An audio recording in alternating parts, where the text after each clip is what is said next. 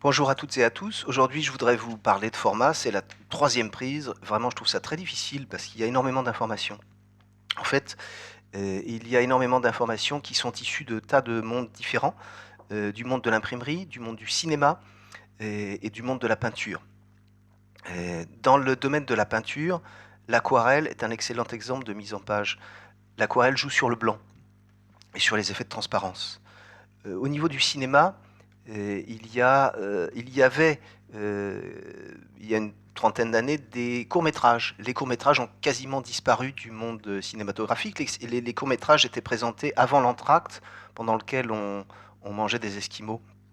Maintenant, c'est la publicité qui a envahi la place. Et puis, il y a aussi un autre aspect qui est support imprimé ou support multimédia.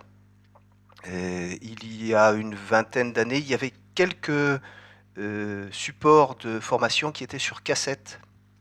Maintenant, ça a complètement disparu. Le support audio simple est à ma connaissance, n'est à ma connaissance plus utilisé. Par contre, les vidéos sont de plus en plus nombreuses. Et puis, il y a d'autres supports, d'autres types de supports, comme les chatbots ou les forums. Euh, Ce que je veux dire, tout simplement, c'est que les supports ne sont absolument pas figés.